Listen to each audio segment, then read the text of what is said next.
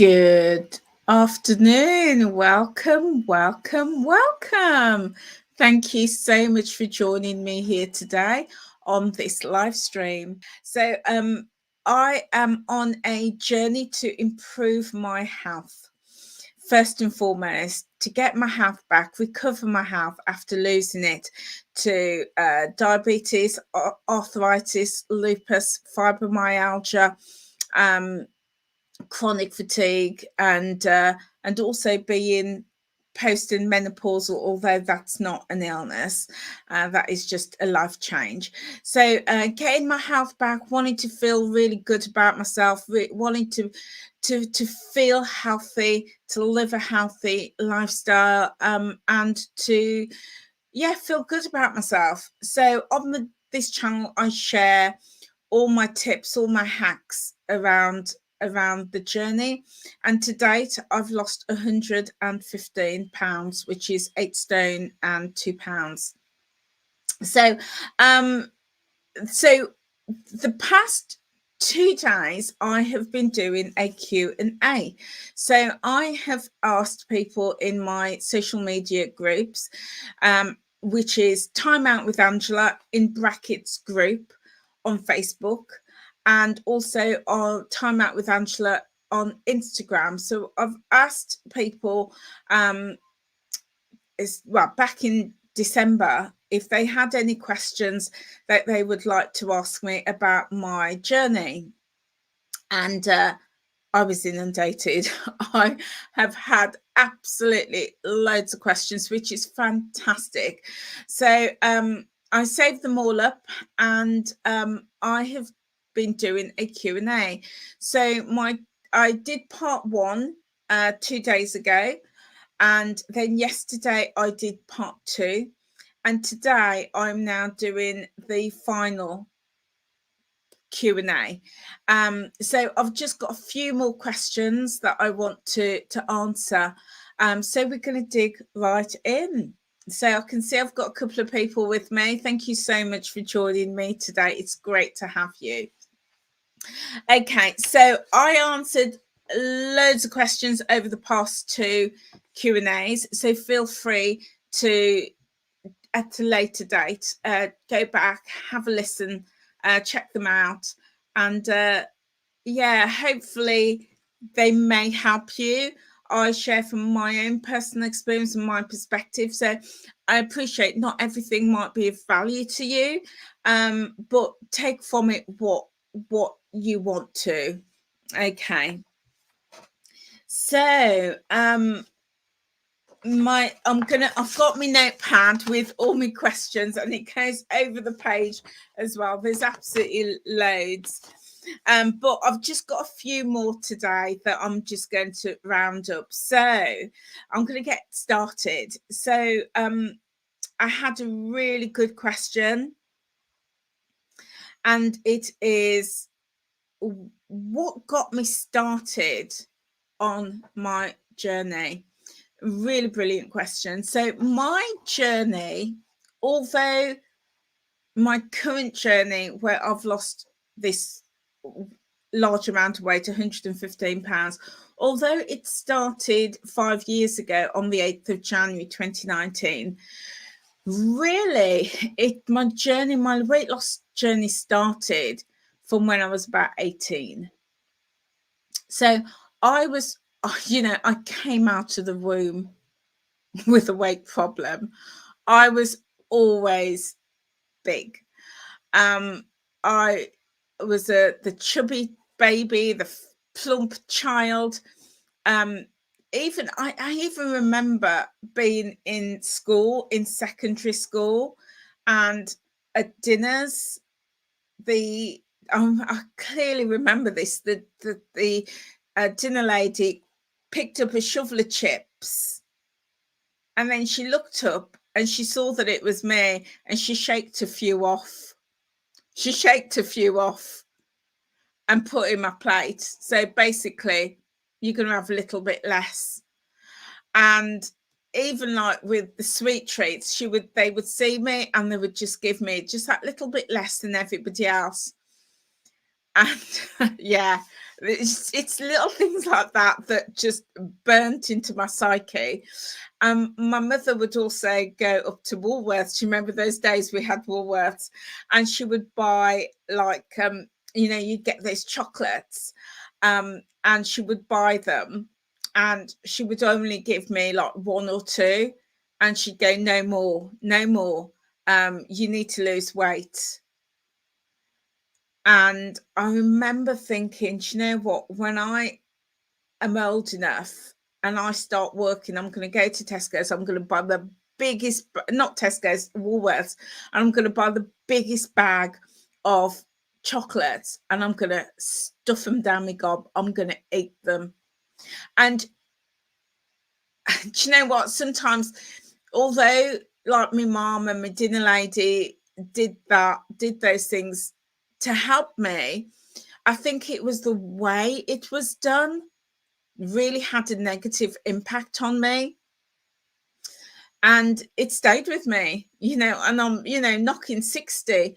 And those things are deep in my psyche. It really, really affected me. So my weight loss journey started, I think, right from when I was a child. But I wasn't conscious about trying to lose weight back then. I think everybody was telling me I needed to lose weight. Every time I went to the doctor would say, you need to lose weight, you need to lose weight. So the journey started back then, but I didn't consciously start until I was about 18. And I was brought up in religion, and this girl that I knew in like my religion, she had just like lost a lot of weight. And I said to her, well, what are you doing to lose all of this weight? And she's like, well, I'm doing Weight Watchers. So I started going along with her to Weight Watchers, and that was when I was 18. So yeah, that's 50 years ago. Yeah, 49 years ago. Well, no, 39 years ago. Goodness me, 39 years ago. And it's very different. Weight Watchers was very different to what it is now. Very, very different. So I started going along. And do you know what? The saddest thing, I look back now and it breaks my heart. It really does. Because when I look back now and I look at photographs of myself as that teenager, as that child, as the 18, 19-year-old, what I see now is a healthy, beautiful, normal weight person. That's what I see now. And I'm working back to that, to being that young woman. I'm working back to that.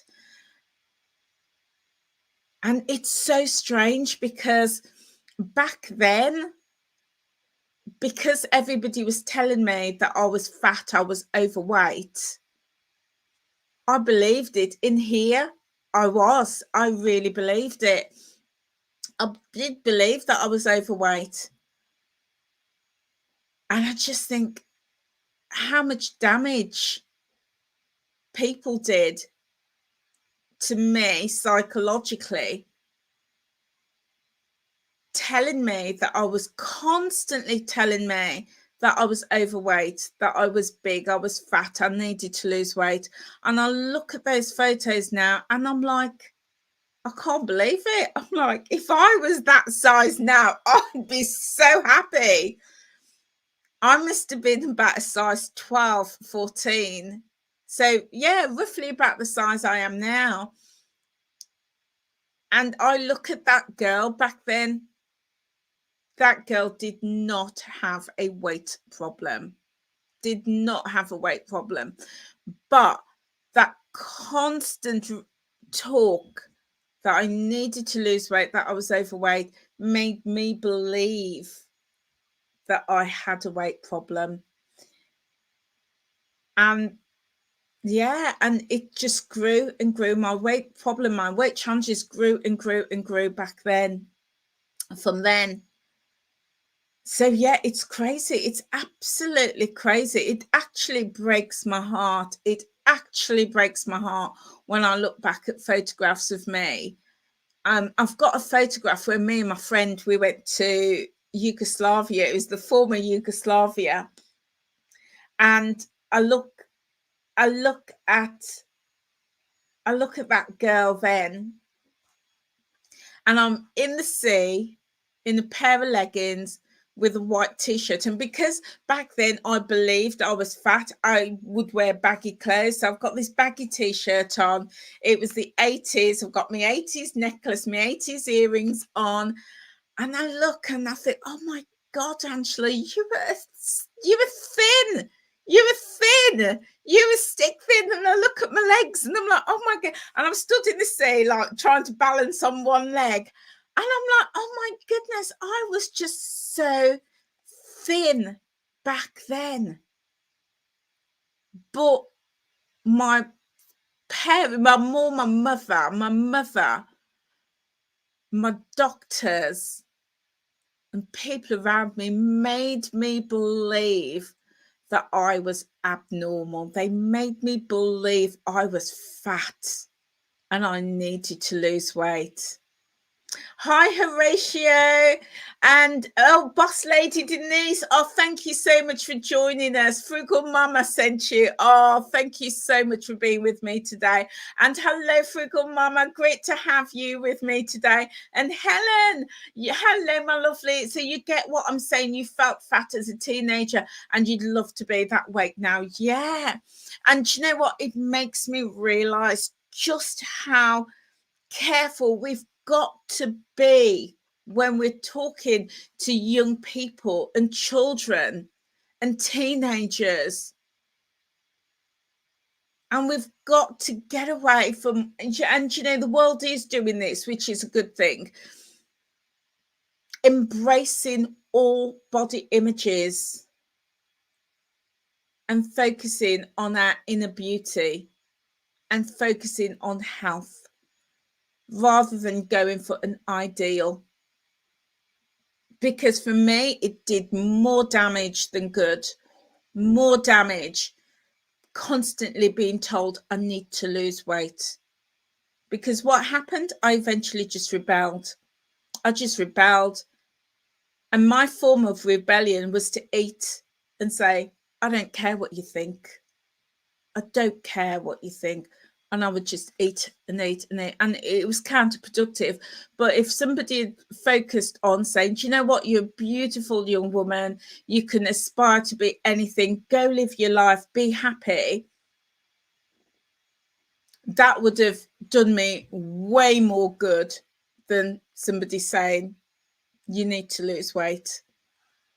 So my weight loss journey. So the question was, when did I get started on my weight loss journey? So, you know, for the weight that I've lost now, which is 115 pounds, that started in January 2019. But my journey started from when I was a child, and consciously from when I was 18. So 39 years I've been battling this all my life. And I am now at the point where I don't feel that it's a battle. I don't feel it's a struggle, because I'm at a place now in my journey where I've learned, and I am learning about healthy living and healthy lifestyle. And you know what? It's really, really interesting. But this morning in my day job, I had a conversation with somebody. It was so interesting because they said that they have lost 1.5 inches off their waist this month. and they're now running up and down the stairs much easier. But the scales hasn't shifted at all for them. And I said to them, which is more important? Is it that you've lost inches and you feel good? Or would you have preferred to have seen the number on the scale shift? And, you know, she said, in all honesty, she has been conditioned to see the number on the scale shift and has been conditioned to be happy with that number. And I was like, I get it. I totally get it. Because I'm following the Weight Watchers plan. And for over 60 years, Weight Watchers and every slimming club out there, Slimming World, Jenny Craig, Zoom, Noon, every single one of them has conditioned us without us even realizing it. They've conditioned us. They've conditioned us to see the number on the scale as important. And they've conditioned us to measure our worth, our self-esteem, our confidence, our growth, our progress, our health by that number on the scale. We've been conditioned.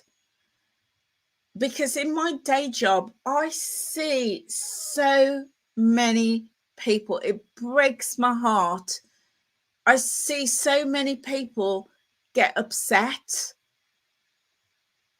because the number on the scale hasn't shifted or haven't shifted as much as they would like it to.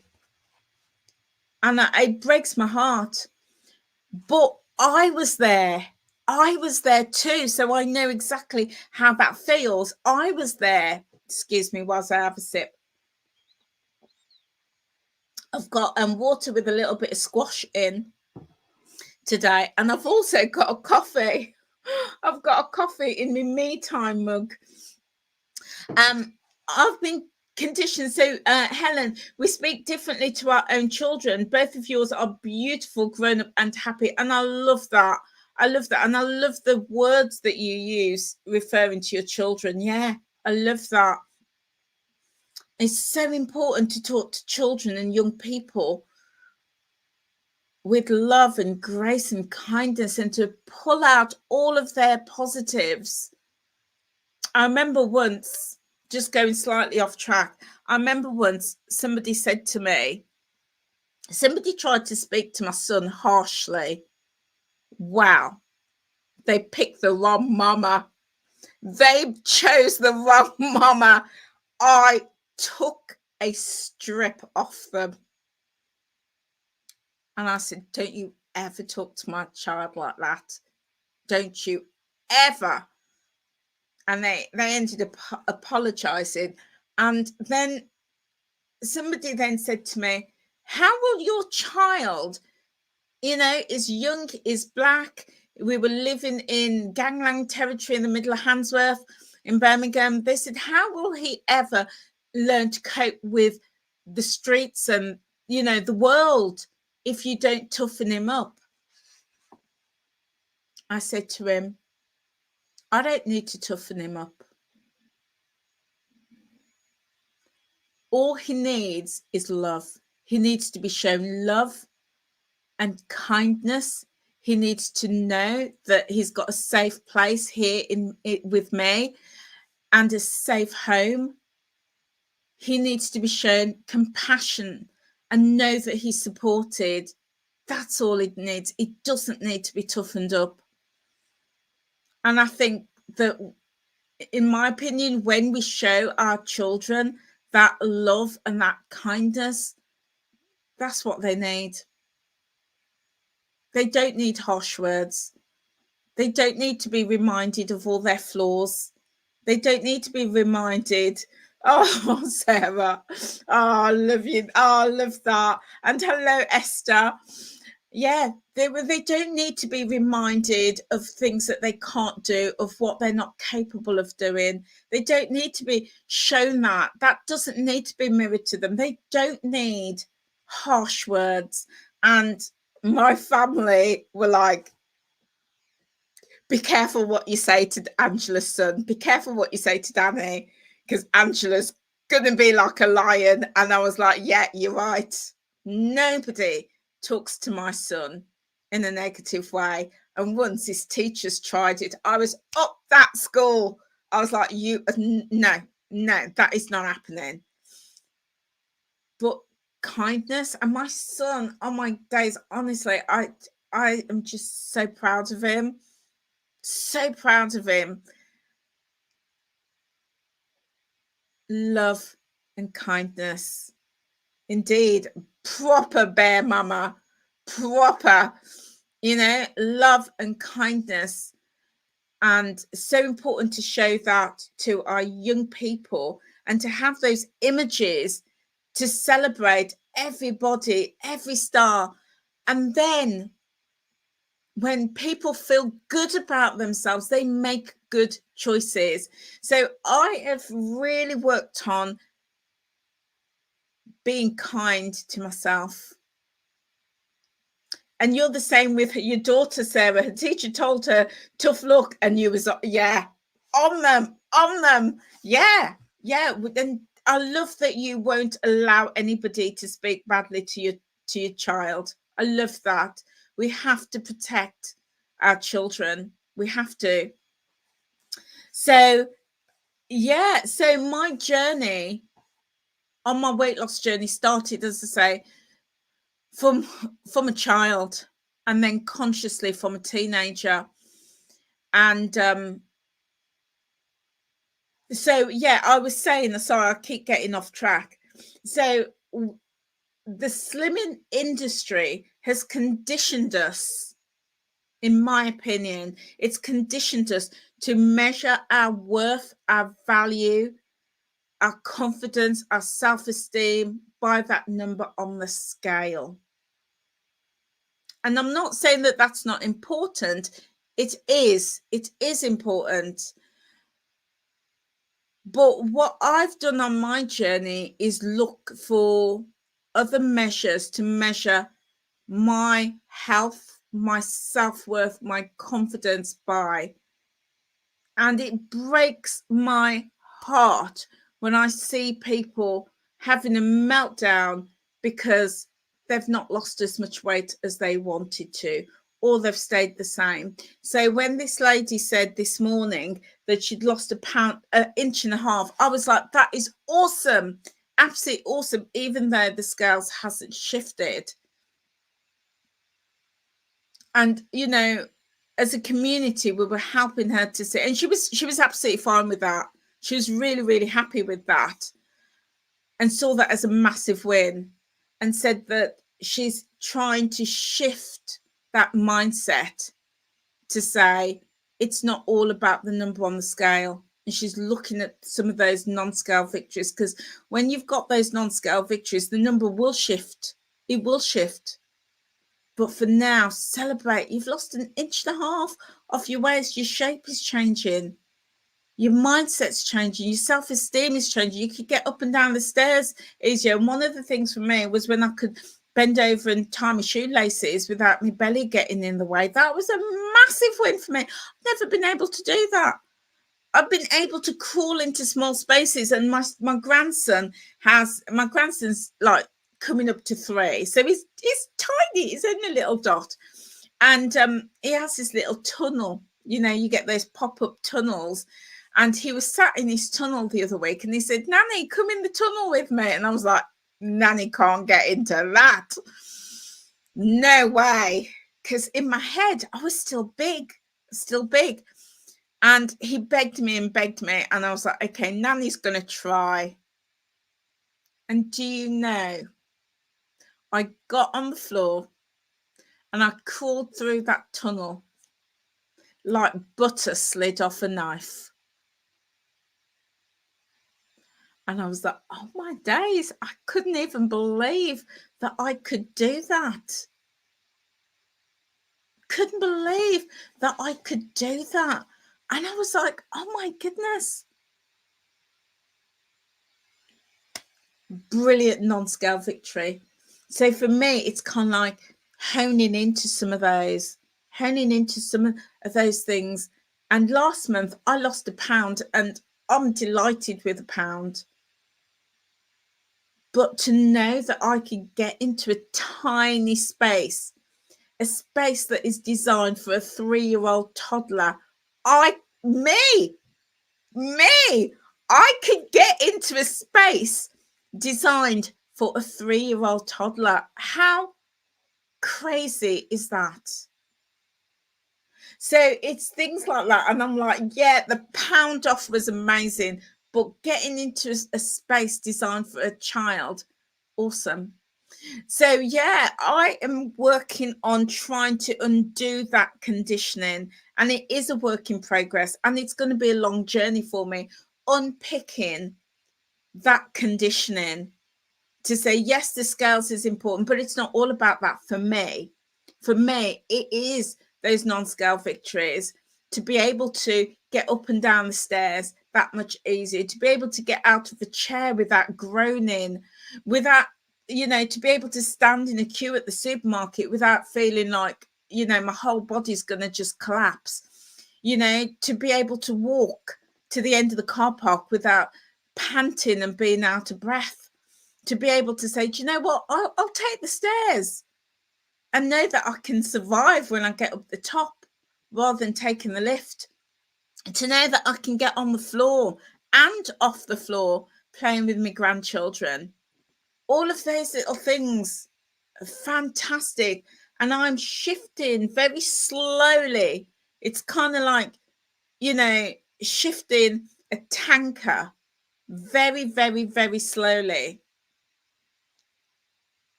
Shifting that mindset to say, yes, the scales are important. I don't want to ever minimize those. They are important, but I'm not going to get hung up if 1 month I stay the same, or 1 month I gain a little bit of weight, or 1 month I don't lose as much. So yeah, it is that mindset shift. So Esther, you're flying back to the States next week, and you tend to be hard on your kids. Now you just need to let it go. Yeah, I hear you. And you know what? Sometimes that is about how we were raised. Because I see that with my brothers and sisters, they can be hard on their children, but that was about learnt behavior. They learnt that from my parents. But you know me, guys, you know me. I'm a thinker, and I never take anything at face value. And I look at things, and I would look at the way my parents raised me, which was brilliant, by the way. I'm so grateful to my parents for raising me the way they did, with the moral values and the opportunities that I had. Very grateful to them. They were raised from parents and grandparents and great-grandparents who lived through very, very, very difficult times in the Caribbean, through enslavement. And I say that because it's my great grandmother was born just after slavery ended in the Caribbean. How crazy is that? My great grandmother, my mother, my grandmother. Yeah, my great grandmother was born just after slavery ended. So my great grandparents were born in slavery. And those were tough times. And some of those behaviors that they lived through and experienced has been passed down. So there is this culture of tough love. There is this culture of tough love. And I remember growing up and my parents showing us tough love. And then my brothers and sisters showing their children tough love. And I looked and I thought, nah, That ain't working for me. I am not showing my son tough love. There has to be a different way. So yeah, we learn. So that is a long-winded way of answering what got me started on my journey. I know, honestly, I will get to the point, but I hope you're finding this interesting, my thoughts. So as I say, consciously started my journey was when I was 18, 39 years ago. And it was because I believed I was overweight. And if those seeds that had been planted from when I was a child hadn't been planted, if I was shown kindness and compassion and love and spoken to and told lots of positives about myself, I would never have believed up here that I was big. And so I started when I was consciously when I was 18. And, I didn't have a lot of weight to lose, maybe 2 stone, 2.5 stone to lose. And I look back at pictures and I was like, girl, you were so beautiful and, a regular weight, nothing wrong there. But because I believed it, I went on this very detrimental, self-destructive journey, trying to correct a problem that was never there. And that led me ultimately to being over 10 stones heavier. And I mean 10 stone heavier from when I started.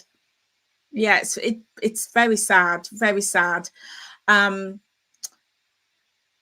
And then in 2019, that's when I rejoined for the final time and lost to date 8 stone of that. So yeah, it's been a journey, but yeah, kindness, I think is the lesson I'm taking from that. That leads into my next question. Really, really good question. Critic or cheerleader? Do I think of my journey and speak to myself in a critical voice, or am I my own cheerleader? Years ago, on that journey that I just explained to you, I was very much the critic, because that was what was planted in my head. I had that seed planted, and I would often talk to myself in that very negative voice. Always telling myself, well, you're fat, you're overweight, look at you, you're never going to lose this weight. Look how many times you've tried before. Forget it. Just eat what you want, do what you want, and just live your life, make the most of it. So I was always that negative voice. But then because I lost my health, I hated feeling the way I did. I just hated being sick and waking up in the morning and having to take tablets just to start my day, tablets just to get me out of bed. I needed painkillers just to have a bath or a shower. Yeah, I couldn't function without my medication. And I hated that. I really, really hated that. And I just didn't like the way I felt. I just felt so heavy all the time. Not just physically, but emotionally and mentally, I just felt heavy. I just hated that I couldn't walk to the end of the street without being out of breath. I hated having to go to the doctors. At one point, I was in the doctors once a month and to see at the hospital every 3 months. And I had 2 different consultants. I was under 2 different departments. My life was just seeing the medics, and I'm very grateful to them, but it was no life for me. I hated that I couldn't be the fun. And now I am the fun nanny. my grandkids know that anytime Nanny's coming over or they're seeing me, we're in for fun. I'm all about the fun. And it makes me sad that I couldn't be like that with my son, because I was just too sick. I was just too sick. So I hated that. I hated being like that. And I hated just seeing my life just rolling by and me not enjoying it. So all of those things made me think, do you know what? I've had enough. I'm going to do something about this. And then came the breaking point. It was the Christmas 2018, and me and my son were enjoying Christmas, and we set all the food out, all the treats. We had the chicken wings, we had all the snacks and everything all laid out on the coffee table, and we lined up the movies we were going to watch, and we're there comfy in the sofa. And after about 4 or 5 hours, I think we watched 3 movies. I remember that day crystal clear. We watched 3 movies, one after the other, and all this food were gone, just munching on them. And then at the end of the night, I couldn't get out of the sofa. My body absolutely ached. Every muscle, every fiber, every joint, every sinew in my body hurt. And I couldn't get out of the sofa.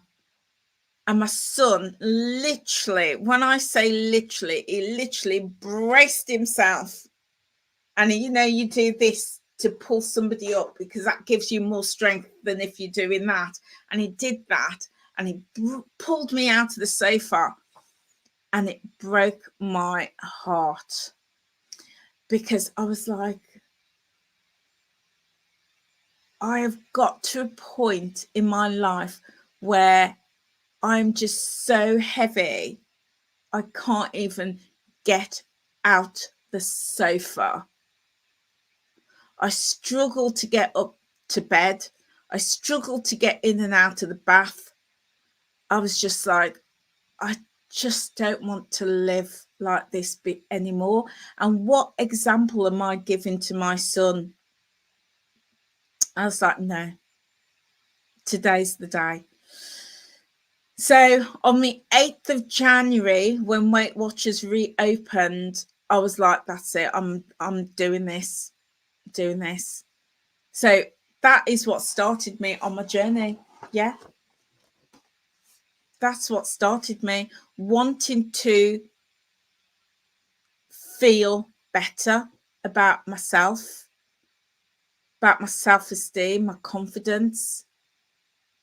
I wanted to, at the time I think I was like 50. I would have been 52 at the time. And I was like, I don't want to be middle-aged. I don't want to go into old age like this, feeling like this. I had dreams and aspirations of traveling the world, of doing all the things that are on my bucket list. I want to be able to do them, but feel good about myself. Yeah, yeah. So that's what got me started. First and foremost, I thought I need to lose this weight. But then after being on my Weight Watchers journey for a while, realized, no, it's not about losing the weight. It's about improving my health, because I realized that I could go fast track and lose the weight and still be unhealthy. And I didn't want that. I'd rather be healthy carrying a little bit of weight. But I didn't want to get to my goal and be, still suffering with the lupus and the arthritis and the diabetes and the chronic fatigue and the fibromyalgia. Didn't want that. So I switched my focus, which wasn't easy, because clubs like Weight Watchers, it is all about that weight. They are shifting now, but it was all about the weight and getting the weight off the scales and seeing that scale shift. So I did have to be my own pioneer. I had to be my own pioneer and be my own cheerleader.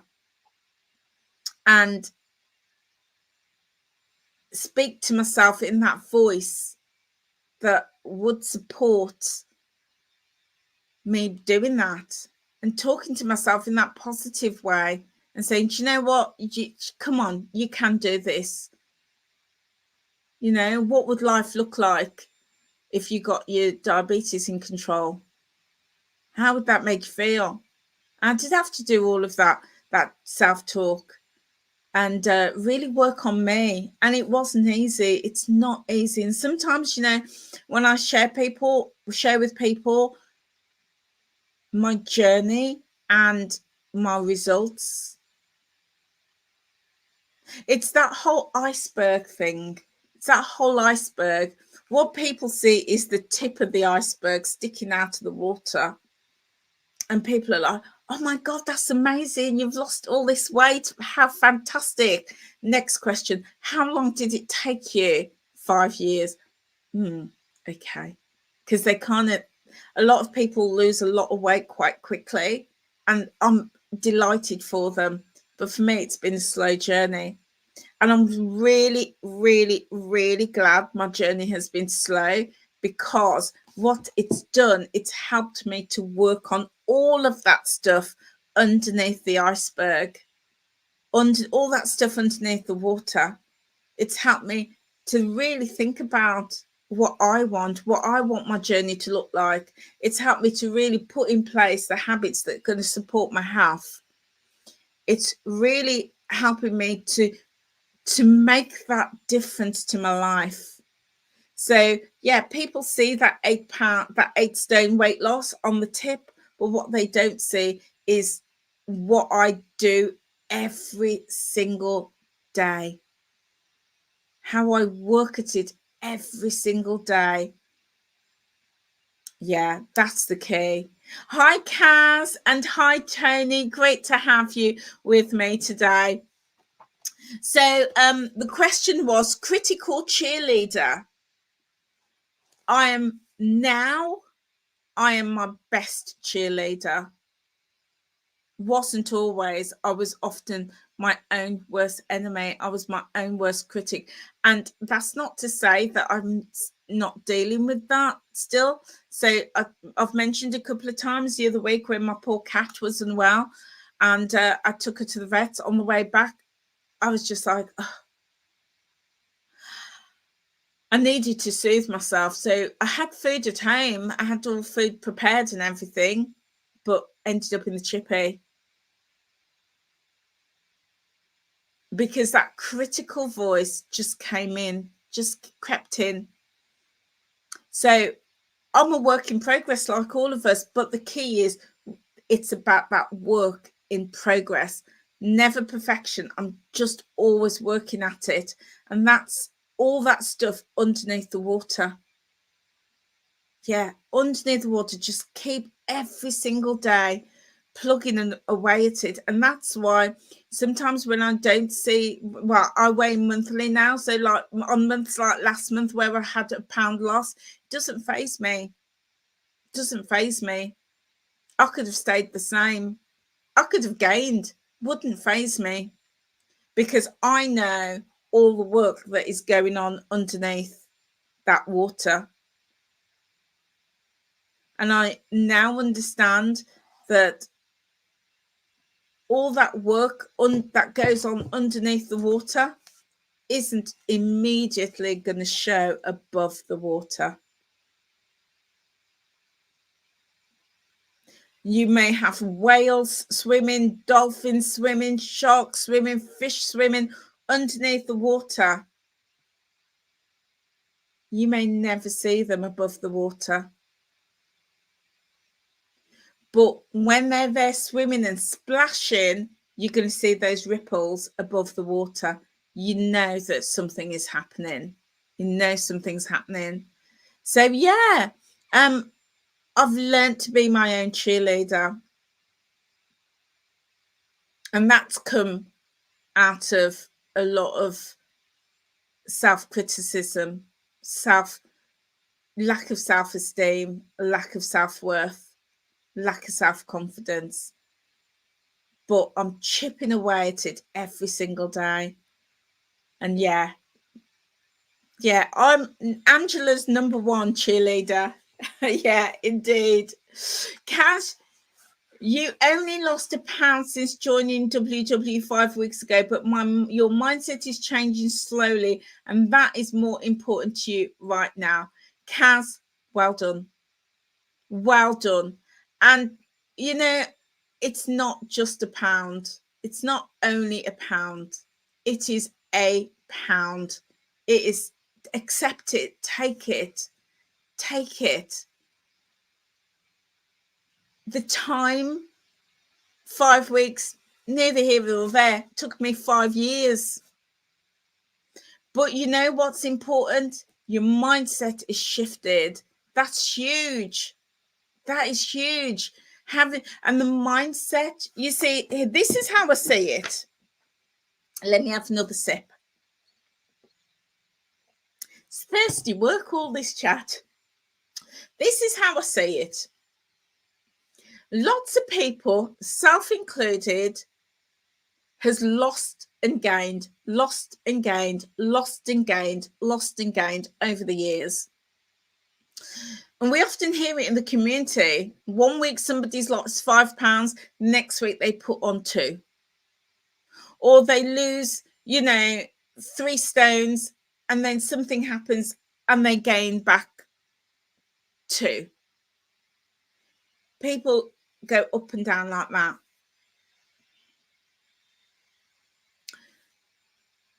When you work on your mindset, when you work on your habits, when you develop habits and you have them grounded in place, that is what's going to help you to lose the weight and keep it off and prevent you from doing that yo-yo. So focus your time, my darling, on building those healthy habits, because that's what's going to stand you in good stead. So I had a question, I think it was yesterday or the day before, in the Q&A, and the question was, here it is. Yeah, so it was on the first day, the first Q&A. Feel free to check it out. Somebody asked, are you concerned you will gain the weight back, especially if you weigh monthly? And my response was no. Absolutely no. Not concerned. This weight is never going back on. And I'm confident I will put my house, I will bet my house on the fact that this weight will never go back. And I'll tell you why. My weight will never go back on. 1, because I have taken 5 years losing less than £0.5 a week to learn the healthy habits that work for me and my body. And secondly, I work on my mindset continually. And that's why it's never going back on. Never. I think in the community, we want very quick weight loss. And I see people saying, oh, I've only lost £1 this week. I've only lost £0.5 this week. I've stayed the same. We want more. We all do. But in losing weight quickly, the danger is we don't really, truly learn the healthy habits that's going to keep the weight off. And sometimes what happens when we lose weight quickly is we restrict. We start to restrict. I'm not having that biscuit. I'm not having that meal. I'm not going to have this. I'm not going to have that. We restrict. Restricting is never going to teach you healthy habits. Never. Never, ever. So when you learn those healthy habits, that's what's going to keep the weight off. So take your time, Kaz. Don't worry about the numbers. Don't worry about the weeks. Focus in on learning the healthy habits that work for you and your body, because that's what's going to help you to lose the weight and keep it off. Yeah.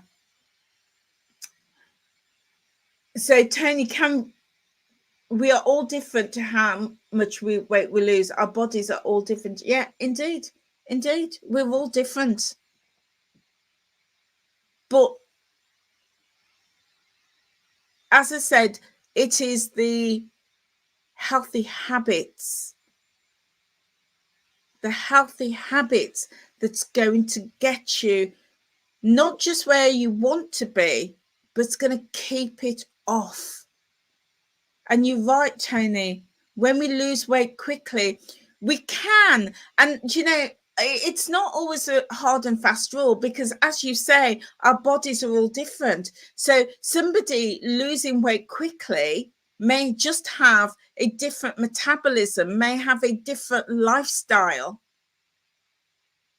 And therefore, they can lose it quickly and keep it off.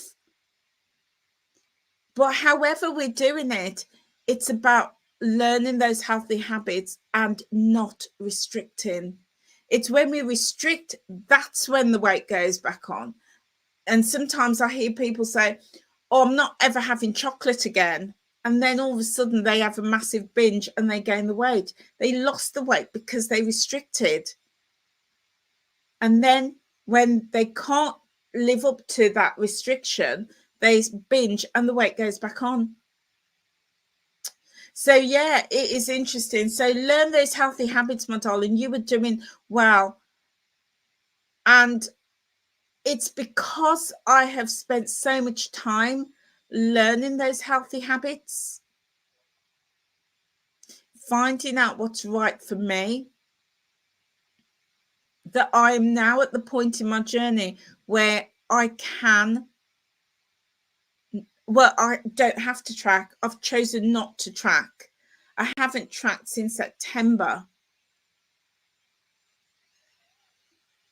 But that's working for me because I know the habits that work for me. I can't tell you what habits will work for you. I can't tell you what habits are going to work for anybody else. All I know is those are the habits that work for me. And because I know the habits that work for me, I don't want to track. I've stopped tracking and I'm still losing weight. I've lost 15 pounds since I've stopped tracking because that works for me. Indeed, Kaz, restricting food always sets you up for a fall. Yet never do that again. Yeah, indeed, never, ever. Please don't ever do that. And don't ever feel that you have to restrict to lose weight. Never. It's not healthy. It's not good for our mindset. And that's why it's, sometimes when I see people in our community and they lose weight and then they go on holiday, or it's Christmas or Easter, whatever the occasion, or they stop tracking, or they cancel their membership for whatever reason, they come back and they've gained. And they'll often say, well, I've gained weight because I've stopped tracking. No. You've gained weight because you didn't have healthy habits in place. It's as simple as that. And sometimes people, and I hear it all the time, people say that tracking has become a habit. And I'm like, if that works for you, go for it. Go for it. Go for it. If tracking is a healthy habit for you, go for it. For me, tracking was never a healthy habit. Never, because to me, a healthy habit is something you're going to do for the rest of your life.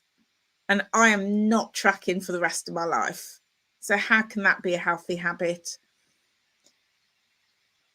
In saying that, I would always say, when you're starting your journey, whatever plan you're doing, whether it's Weight Watchers or Slimming World or MyFitnessPal or new, whatever it is, tracking is really important, because that is going to give you your yardstick. That tells you where you're at and where you need to be, and what foods and what quantities and what proportions will help you to get to where you want to be. So at the start, I would absolutely say tracking is essential. But once you know that, once you know what works for you, if you enjoy tracking, go for it, carry on. Who am I to say? Who am I? If that works for you, go for it. But for me, I don't see myself tracking till I'm 50, till I'm 60, 70, 80, 90, till I'm 100. No.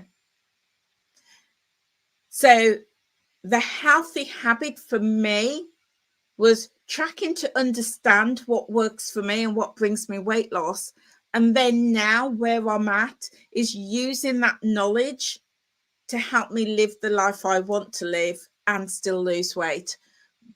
So tracking on the app for me has never been the habit, but it is for some people. I hear some people say tracking is, but then the danger is, if tracking is the healthy habit for you, then what happens when you stop tracking? The weight's going to go back on, because you've not understood, you've not learned true healthy habits.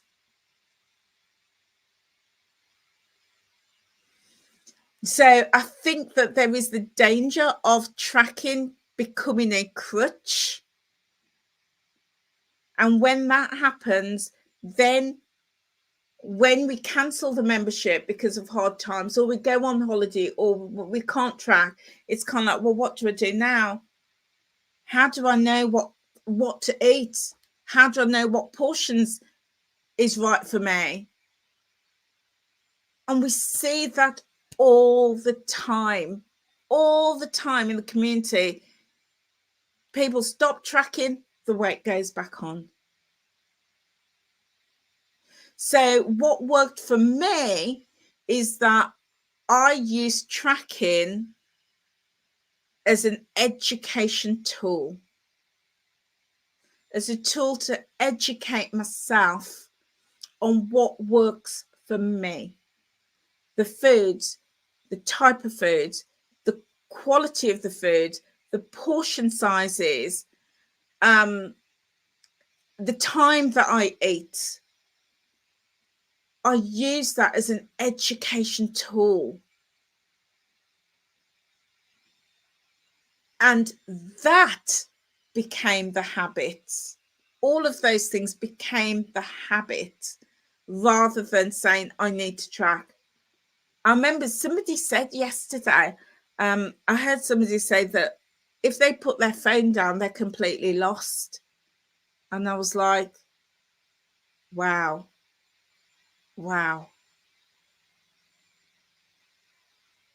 Yeah, it just made me think. Yeah, interesting. So, Kaz, you need to start tracking properly again to help you learn those healthy habits. Go for it. Go for it. Definitely go for it. Track. And I would say track everything. Track absolutely everything. And I'm sorry to say this, but I hate the word honest tracking or true tracking, because it implies that you're not honest. It implies that we're not truthful. Just track. Just track everything. Yeah, track everything and find out what works for you. What brings you weight loss success? the foods, the combination of foods, the quality of foods, the portion of food, even the time of day that you're eating those foods, what brings you success. I know that if I eat late in the evening, I can't sleep. I learned that through tracking. I also learned from tracking that if I eat sugary stuff or sweet stuff on an evening, I'm going to wake up the next morning and I'm craving sugar and sweet things and I'm hungrier. I learnt that from tracking. So use tracking to help you identify the healthy habits you need to put in place. Yeah. So Jackie, hello, my lovely. Great to have you with me. Tracking is working for you to keep you accountable and also to strengthen your relationship with your food. It's like handing in your homework. I hear you. It isn't an ordeal for you, whereas meal planning is. Yeah. And you know what we find, you know, our Achilles heel, you know, some people love tracking and it works for them. Go for it. You know, other people, like me, it's yeah, I found it. I got to a point it was a burden for me. But you know, we find what works for us. And Jackie, I didn't do accountable real tracking until this January when you dumped a lot of stress from being accountable now. Yeah, I hear you. And you know what? I'm going to do a live, a video about accountability. Because I think that the whole topic of accountability is really interesting. And by that, I mean, what is accountability? What does that look like? And what do we really mean when we say accountable? We want to be accountable. And why is tracking, why do we feel that tracking gives us that accountability? And I've got some thoughts on this. It's not neither here, it's not good or bad. I've just got, you know me, I've got thoughts about a lot of things. I've just got some thoughts on it, and I'm gonna do live about accountability. Yeah. So Jackie, for you, it's acknowledging what you've eaten instead of trying to think that you didn't. Yeah, yeah, I hear you. So I'm going to do share my thoughts on that. Yeah, share my thoughts on that. Okay, so we're in an hour and 3 minutes, and I've only answered 3 questions, so I better get a move on. Okay, so my next question that came in. So let me just say welcome to everybody who's joined me today. Thank you so much for being here. So this is part 3, hopefully the final part of my Q&A. I put the question out there. I was like, you know, is there anything you want to know about my journey? Send me a question. Send me a question and I will answer it. So lots of questions came in, absolutely loads. Thank you so much for that. And I've pulled them all together and I've done these Q&A. So I've done part 1, part 2, and this is part 3. So if you missed part 1 and part 2 or any of this part 3, feel free at a later date to go back and watch them. Okay, so my next question came in. How do I manage on the Weight Watchers journey when I'm the only one in the household? So for me, it's not a problem at the moment because I live on my own with 2 cats and 2 fish tanks. So yeah, no danger with the pets. But at the moment, it's just me. So I cook for myself. But when I did live with other people, the way that I approached it was simply this. And you know me, I like to keep it simple. They're eating what I cook. End story. End of story. You're eating what I cook. You're eating what I buy. If you don't like it, go get your own. Simple. Simple.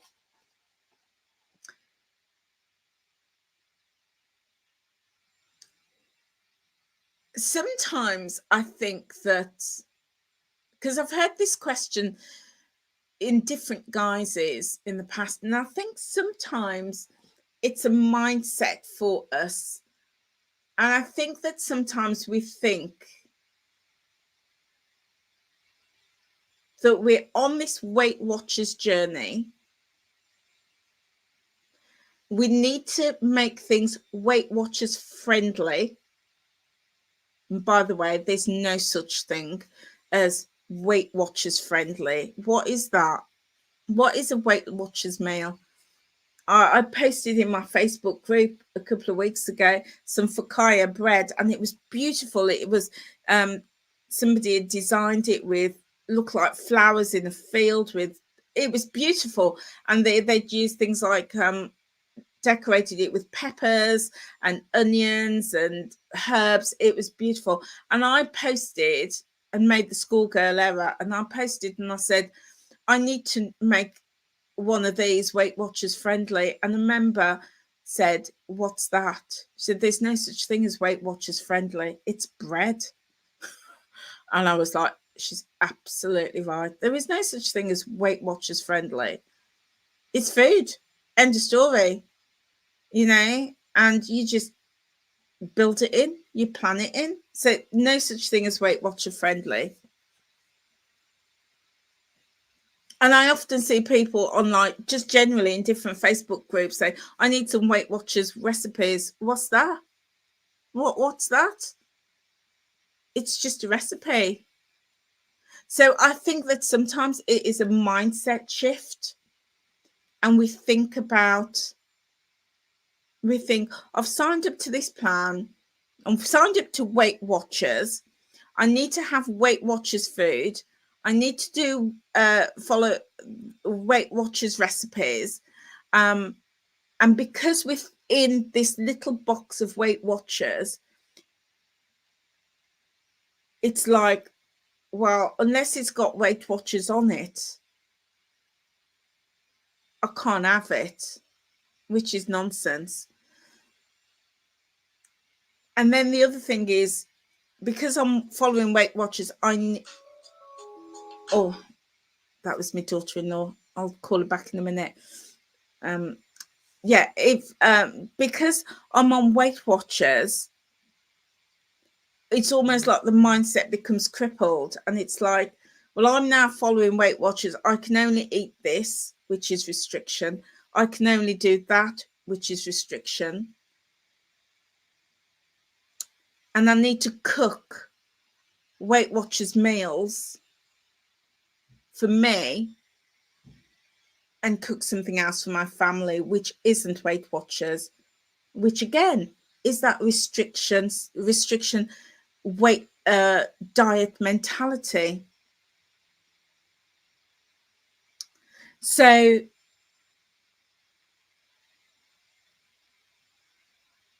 I just think, just shift that mindset. Don't even get on board with that mindset. Cook food. Make a recipe. If it's a recipe from, I don't know, Pinchinam or, Jamie Oliver, cook it. Make those smart swaps. Manage your portions. Track it and enjoy it along with your family.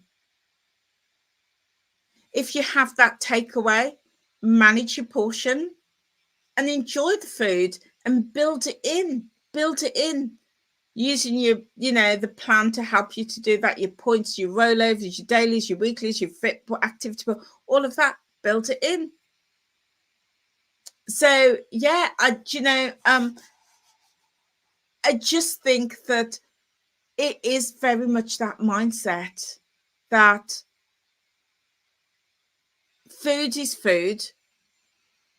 We need to choose our food carefully. That's going to, in my opinion, support and nourish us, but also food that we love and food that we enjoy. Not start thinking about the Weight Watchers friendly, because that doesn't exist. And yeah, just build it in. So that's how I would answer that question. How do I manage the Weight Watchers journey when I'm the only one in the household? So yeah, I would just say cook food, tasty, delicious, healthy food, make that swap and make it suitable for everybody. Yeah, because I just think that there is danger when we start thinking, is this Weight Watchers friendly? I need those Weight Watchers snacks or meals and stuff. I just think that there's danger in that. But yeah, just have the food, eat the food, enjoy the food, build the food in. Like I did the other day when I had me blip and I had me pie, 14 points for steak and kidney pie.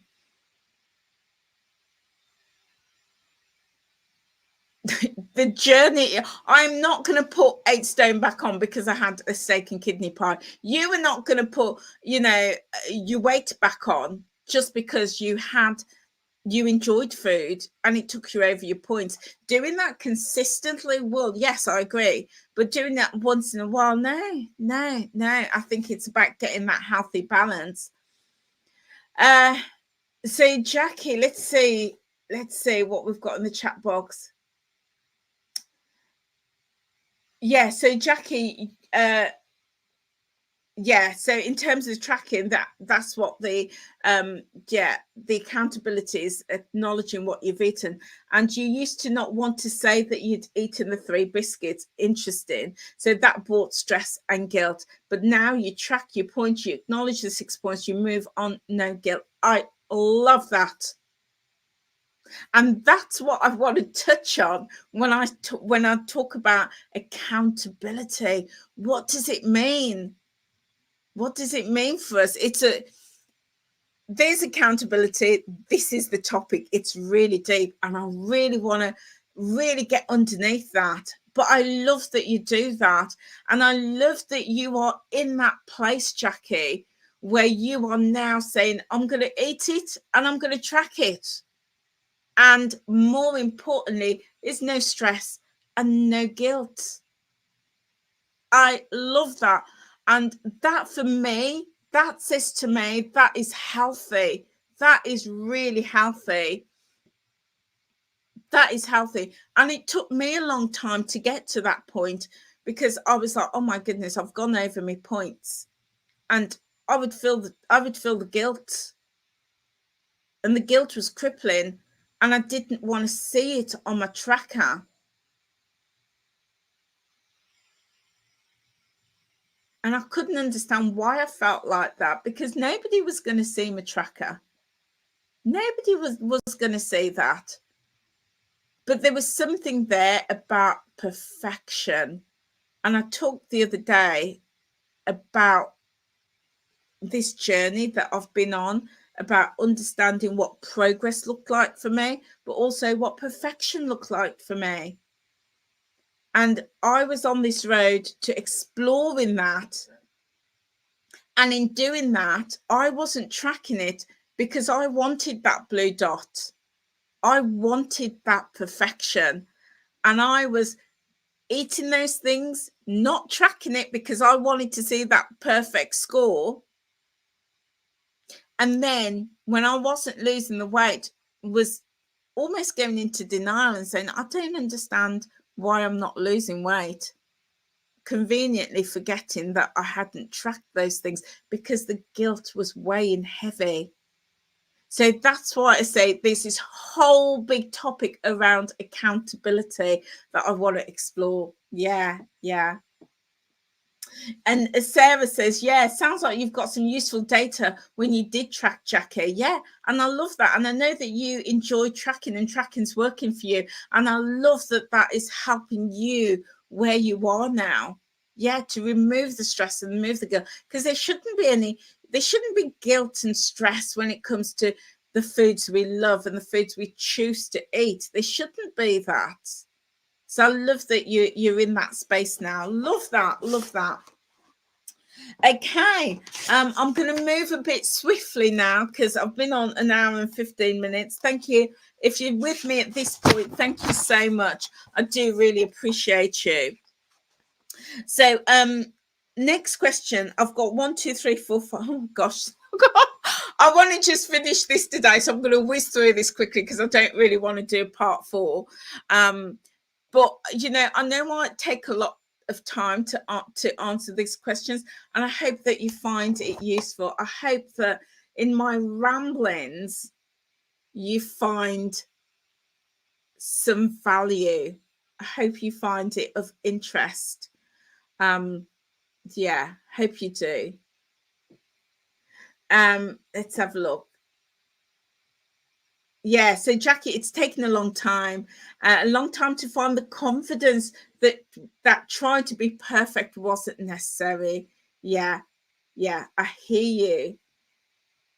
And you like the new way of doing it now. There's no baggage anymore. You had the biscuits yesterday, done, move on. Love that, Jackie. And now you have no scratch that needs scratching. It's done. Love that.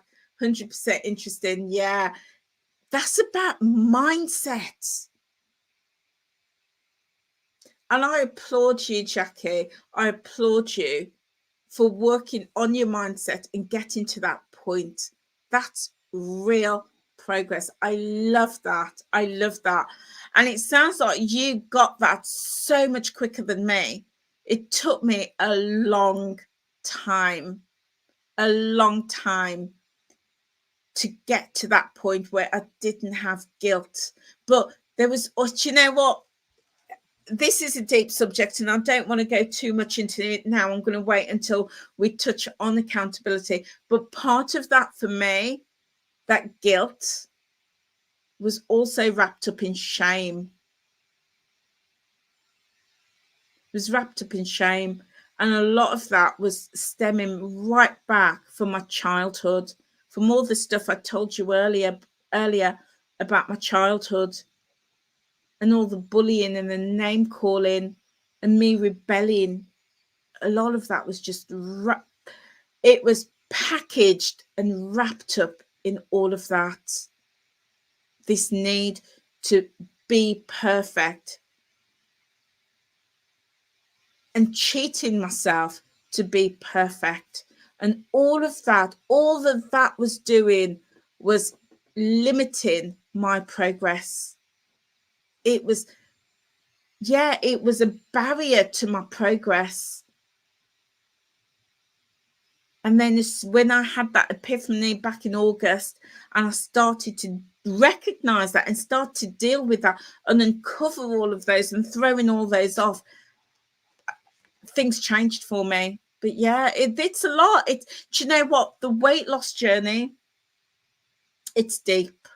For some of us, not everybody, you know, because some people gain weight because maybe they've had an operation, maybe through pregnancy, you know, or just stress in their lives, you know.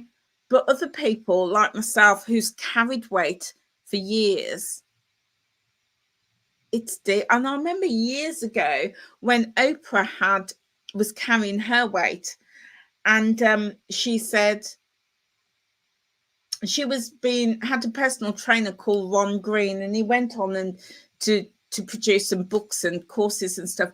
And I remember he said, and it was Oprah that said, what she realized is that if you've always carried weight, and I don't mean like weight through to pregnancy or stress or stuff like that, I mean carried weight for a long time and you battled with that, she said 9 out of 10, it's emotional.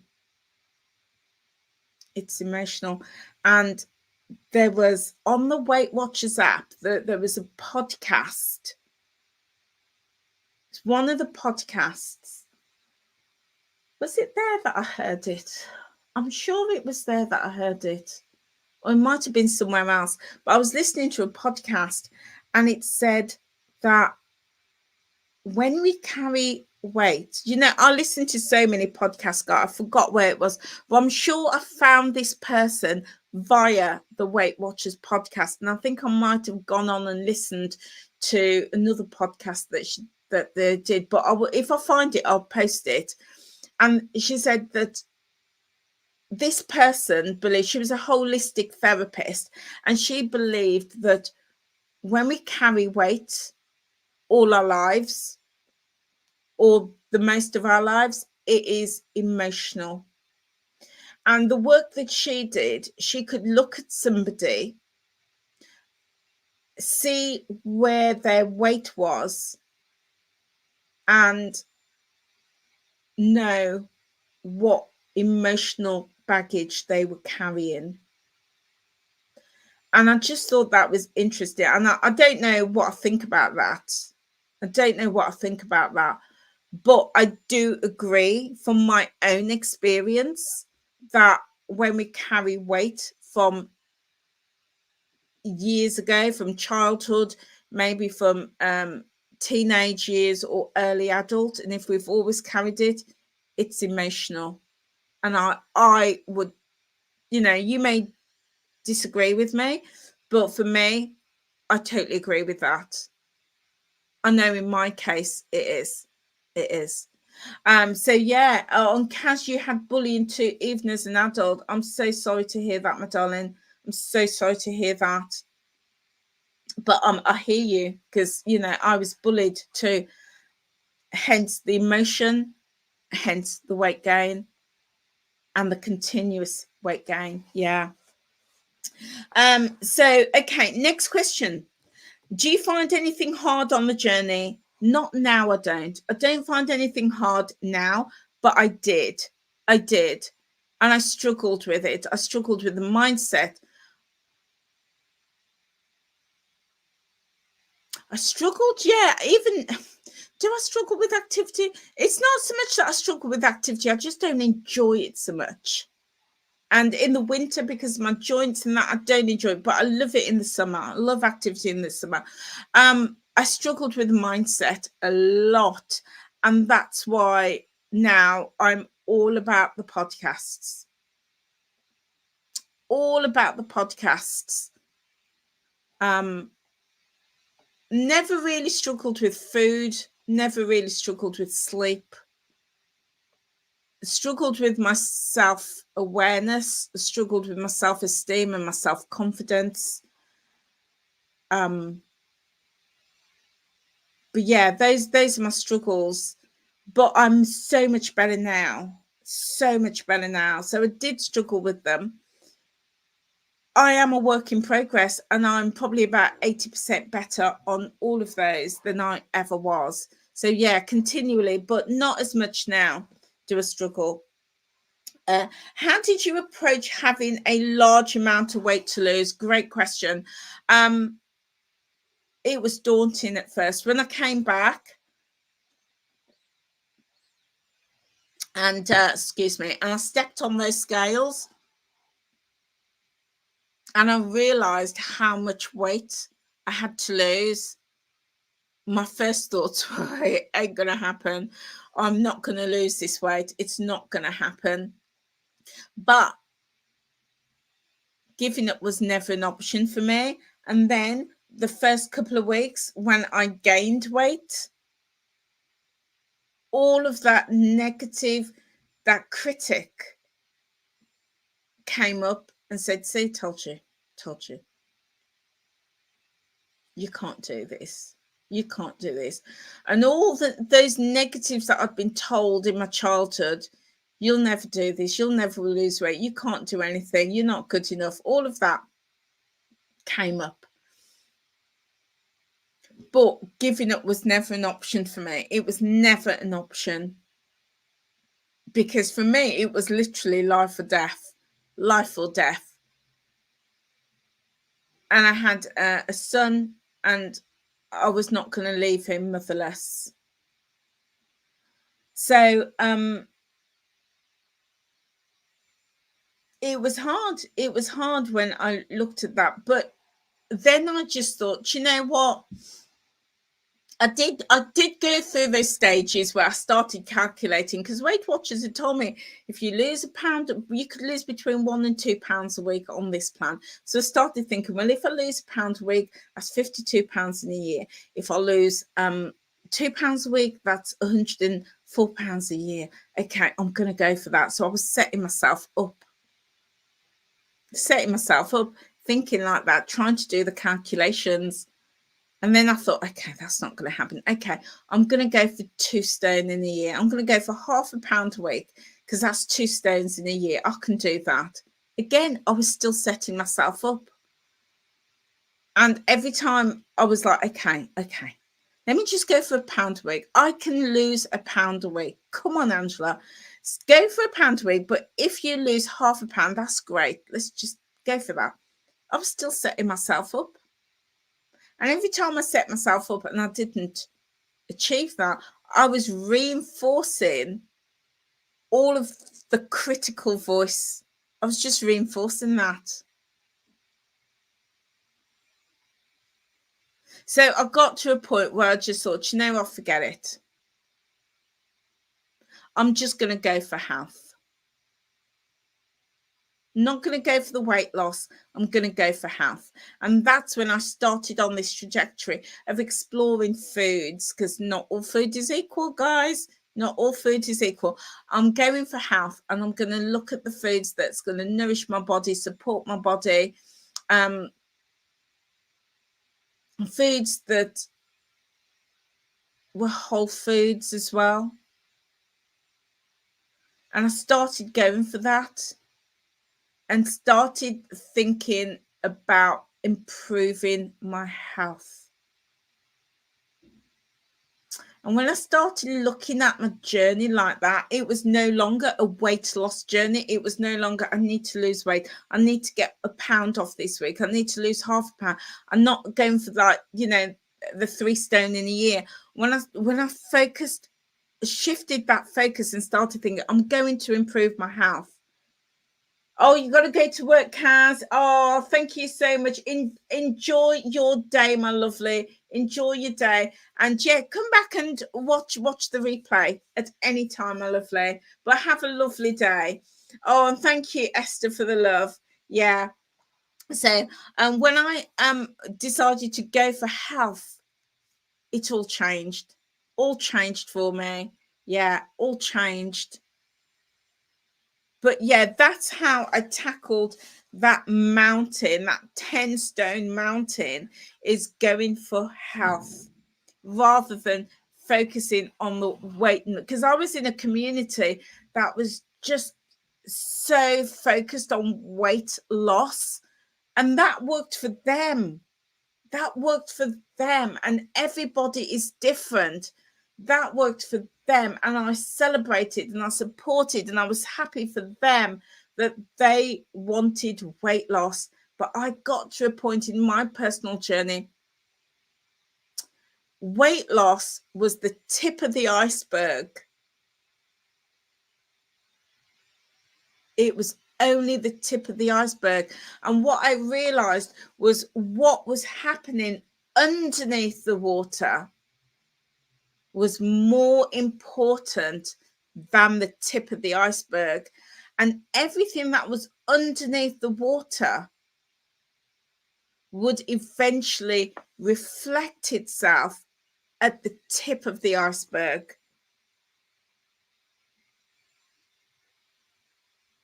And when I realized that, I was like, okay, so what is underneath that water?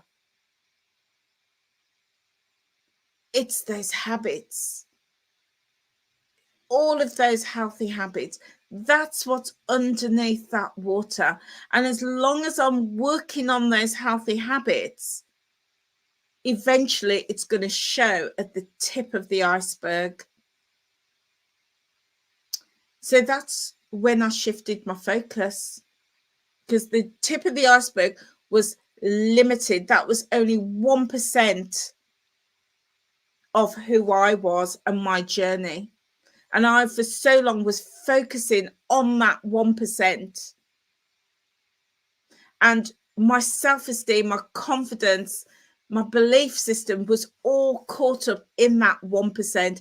And as I'm saying it now, it sounds the most ridiculous thing in the world that I would hinge everything on that 1%. And I would value myself by that 1%. So when I realized that, I got to work on the 99%. Got to work on the 99%. And when I started to do that, the 1% was being reflected. Yeah. So there you go, guys. That answers how did I approach losing a large amount of weight? And I still have about 2 stone left to go. How do you deal with special occasions? I deal with special occasion. I think I touched on this yesterday, if not the day before. So in part 1 or part 2, special occasions is any other day. Any other day makes no difference to me. Valentine's was yesterday. Somebody asked me, did you have a Valentine's meal? Yes, absolutely. Every day is Valentine's Day to me. Eat well. Always enjoy my food. No different. Christmas came and went. Yeah, nothing, I enjoyed it. But I wasn't eating like I used to eat before. I didn't buy the things I used to buy before. I just made sensible choices because that is who I am now. I'm working on the 99% of me. So, yeah, absolutely no different. If we go out for a meal, I don't think it's kind of like, I often think like, years ago, I think I smoked for like 2 weeks. And then, trying to be cool. And then I just ditched it because I thought I can't afford it and I don't enjoy it. And no, it's not for me. But if I go out with my friends now, I wouldn't just think, oh, they're smoking, so I'm going to have a cigarette. I wouldn't do that. I haven't smoked for like 40 years. Why would I want to do that? That's nonsense. It's because I've got a new healthy habit. I've dropped the habit of smoking. And it's like that with foods and occasions. I don't think, oh, well, it's Christmas. I'm going to go back to the way I used to eat because it's Christmas. I'm going to eat like for house and home, eat out house and home because it's Christmas or because it's Easter or because it's, a birthday. Why would you do that? It's mindset.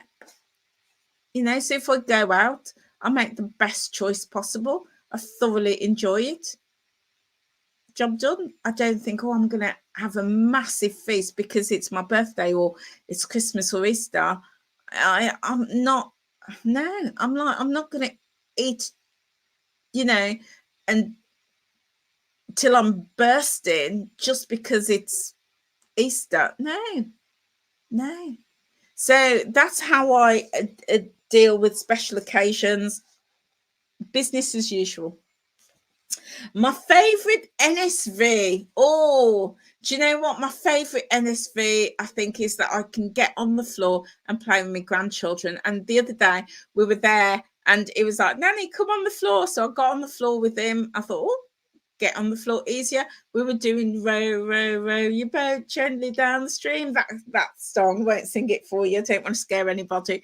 So we were doing that. We were playing that. Oh my days. I had so much fun with him rolling around on the floor. And then when I finished, I was able to get up off the floor that little bit easier. It wasn't easy, but I still needed to lean on the furniture, but I was able to get up easier.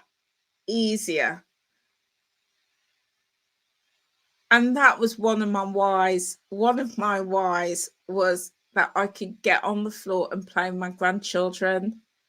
So it just, oh, I love that. I love to be able to be able to do that. Definitely great NSV. Yeah. Has my food changed? Yes, my food has absolutely changed.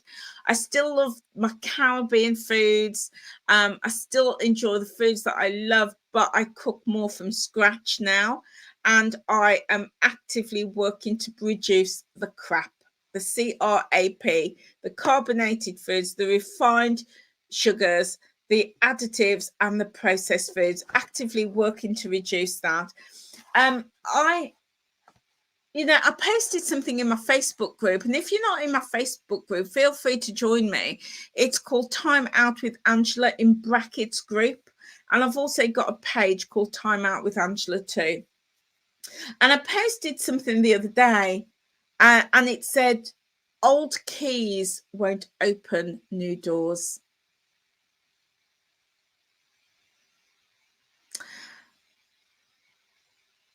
And I think that that has been true for me. When I started my journey, I wanted to open new doors, but I was using the old keys. I wanted to keep the things that made me overweight. I wanted to eat the things that kept me overweight.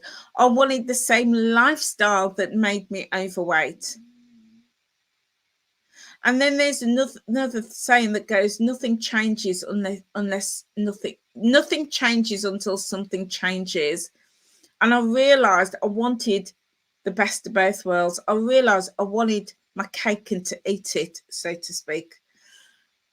And I realized that if I'm going to not just lose weight, but if I was going to change my life and improve my health, I had to do something different. It's kind of like saying to a smoker, you can improve your health and your lung quality, and you can keep smoking. It's like saying to an alcoholic, we're going to free you of your alcohol addiction, but you can still keep drinking. And I looked at it in those terms and I thought, I've got a sugar addiction. I've got a food addiction. And whilst you can stop smoking and whilst you can stop drinking, you can't stop eating. But I realized that I could change the foods that I was eating. And I was living a lot on ultra processed foods. And I'm not knocking convenient foods, because I still eat convenient foods because that's what they are. They're convenient.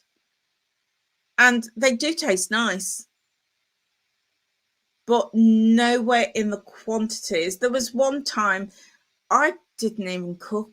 I've always been a good cook, but there was a period in my life I didn't cook. Everything that we ate went in the oven or in the microwave. Didn't cook. And I realized that that also contributed to my poor health and my weight gain. So when I started my journey, because Weight Watchers say nothing is off the table. And I totally get why they say that. I get that. But for me, that was just too broad. It was too broad, because I took that as, if nothing's off the table, I could still eat the foods that made me sick. I could still eat the foods that made me fat. I could still eat the foods that made me gain 10 stone. And I was doing that. But over time, what I learned was I could eat those foods, but in a different quantity, a different proportion, and in different frequency. So I still have the pizza, but I don't have it every day. I still have that steak and kidney pie. Don't have it every week. I don't even have it every month. Yeah. But I was having that all the time, even when I started my journey. You know, I could still have the sweets and the crisps and the biscuits and the chocolates, but now less than I was having before. So I had to change those keys. The keys had to change. The quantities had to change. The quality of the foods had to change. I started swapping foods out. I started cooking more. So if I wanted the pizza, I'd make the pizza. Yeah. If I wanted the fried chicken, I would have the fried chicken, but I'd cook it myself. Not all the time, but sometimes. Because sometimes, I do want a KFC. Sometimes I do want a McDonald's. I do want a pizza from Pizza Hut, and I built it in. But I was just learning new keys, because those old keys weren't working anymore. So, yeah, I did have to change my food. I had to change some of the ingredients, but more importantly, the portion sizes and the frequency of those foods I had to change. Oh, now this is a really interesting question. Would you ever leave WW after Weight Watchers after doing so well? So a great question. So this is where I stand. Weight Watchers is a tool. The same way that my coffee is in my mug, my coffee's gone cold. The same way my coffee is in this mug. I'm using the mug as a tool to hold my coffee so I can drink it. My water bottle is a tool so that I could put water in it so I can drink it and stay hydrated. The same way that my kitchen scales is a tool that I could weigh my food to support me. The same way my car is a tool that I could use my car to get out and about. And therefore, Weight Watchers is a tool to help me understand the foods that I need to support me to lose weight. I don't use my water bottle to shift the car. I don't use the car to cook a meal. Everything has its place. Sometimes I don't use this coffee mug. Sometimes I use this one. This one was from this morning. This one was my latest one. Yeah. It's a tool to serve a purpose. This mug was in my cupboard. Haven't used it for months because I've been using other mugs. I've got a massive mug collection, by the way. I've got a mug problem. I've got a massive collection. All right. Don't use this every day. I use something else. So you get my point. Different things are used for different purposes. So Weight Watchers has been a tool to help me to get to this point in my journey. It's been a very useful tool to help me with my mindset, to help me understand the importance of sleep, to help me to build that healthy relationship with food, and to help me to realize actually I need to get my activity, that combination around my activity right. It's a tool to help me with that.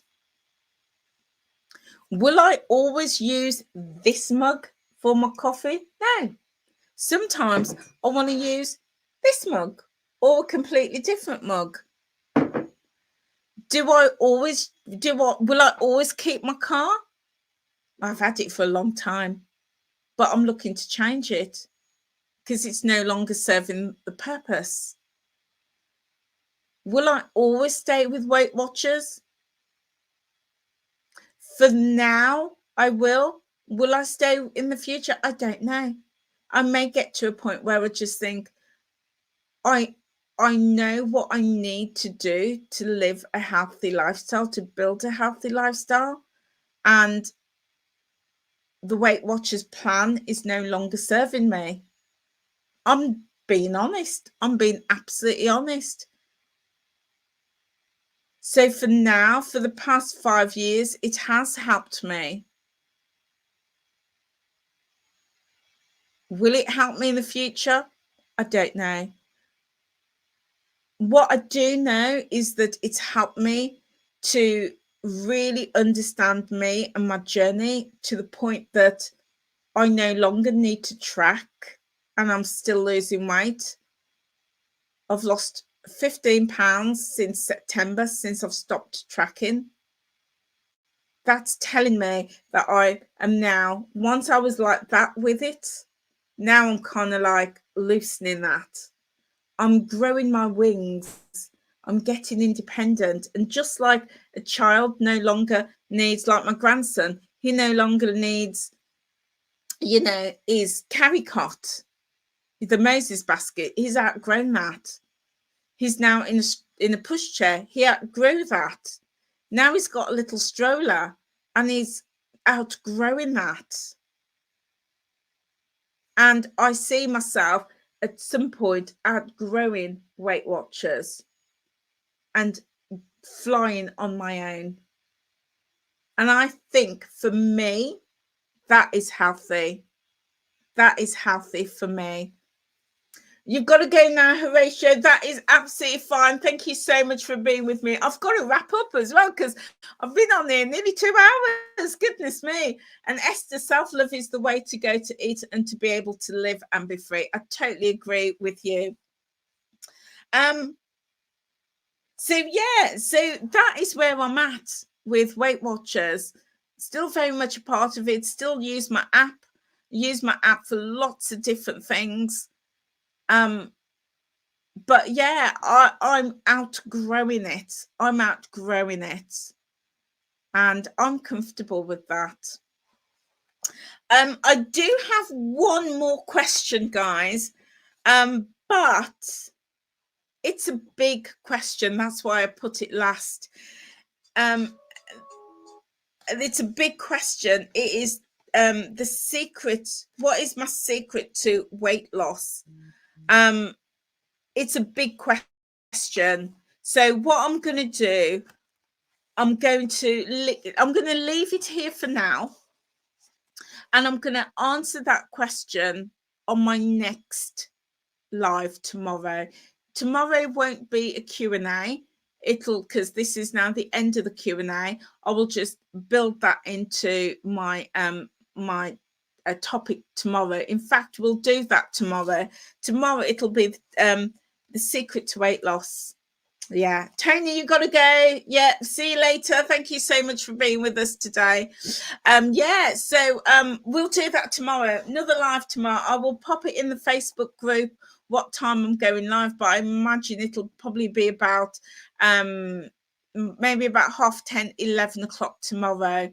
But guys, if you are at this point, thank you so much. I've been here for nearly 2 hours. Thank you so much for being with me, and I hope that I often say that there is no medical professional advice. This is my experience. So no advice is intended. This is purely for entertainment purposes.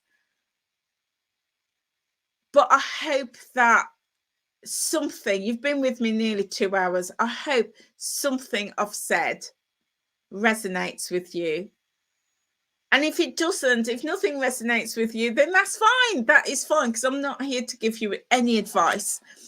But I hope that something resonates with you and it helps you on your journey. But guys, thank you so much for being here with me. If you could give this video a like, that would be brilliant. Also, leave me a comment on when it gets posted. That would be brilliant. And also feel free to share. But also, guys, the best way that you can help me and to help this channel to grow is to watch another video or another live. And if you could do that, even if it's just one, that would be brilliant. But if you can, just let as many as you can just play. Let it play. Put it in the background as you're cleaning or you're cooking or you're shopping or you're walking. Use this as a podcast. Yeah.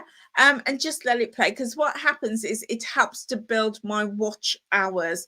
And I'm on the road to 4,000 hours. And we're just over halfway there, just over halfway. So if you could support me in that, I would be ever so grateful. Guys, my daughter-in-law has been calling me. I need to go and answer and call her back, and then I'm going to go have something to eat. I've got to take the cat to the vet as well, and then I've got work tonight. So whatever you are doing, have a wonderful, wonderful, wonderful afternoon. And thank you so much for being here, and I will see you very soon. Take care, guys. Bye.